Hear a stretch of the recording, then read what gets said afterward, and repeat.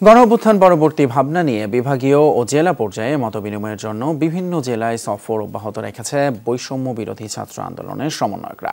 দুপুরে পটুয়াখালীতে শহীদদের কবর জিয়ারত শেষে শ্রীলঙ্কা আবারও রপ্তানিতে শীর্ষে। জেলা শিল্পকলা একাডেমি মিলনায়তনে মতবিনিময় করেন তারা। এই সময় শিক্ষার্থীদের বিভিন্ন প্রশ্নের উত্তর দেন সমন্বয়করা। রাষ্ট্র গঠন, সংস্কার ও ঐক্য প্রতিষ্ঠায় সকলের মতামত নেওয়া হয়।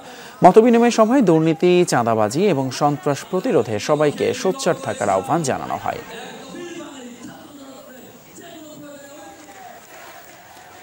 শেরপুরে আন্দোলনে হতাহতদের পরিবারের সাথে মতবিনিময় করেছে ময়মনসিংহ বিভাগের দায়িত্বপ্রাপ্ত সমন্বয়করা। শহীদদের প্রতি শ্রদ্ধা নিবেদন শেষে তাদের পরিবারের প্রতি সমবেদনা জানান প্রতিনিধিরা। এই সময় বিভিন্ন গণমাধ্যমের সাংবাদিকরাও উপস্থিত ছিলেন। এদিকে বান্দরবানে ক্ষুদ্র নৃগোষ্ঠীর সাংস্কৃতিক ইনস্টিটিউট মিলনায়তনে আয়োজিত মতবিনিময় সভায় অংশ নেন ছাত্র আন্দোলনের কেন্দ্রীয় সমন্বয়ক হাসনাত আবদুল্লাহ। তিনি বলেন, পাহাড়ের শিক্ষা ও স্বাস্থ্য ব্যবস্থা দেশের বাকি জেলাগুলোর তুলনায় পিছিয়ে রয়েছে। এতে পাহাড়ে বসবাসরতরা বৈষম্যের শিকার হচ্ছেন।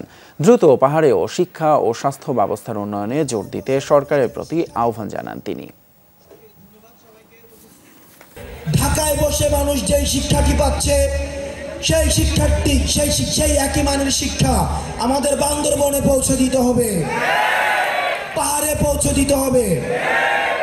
সমতল এবং পাহাড়ে একই ধরনের আমাদের সার্ভিস ওরিয়েন্টেড শিক্ষা নিশ্চিত করতে হবে।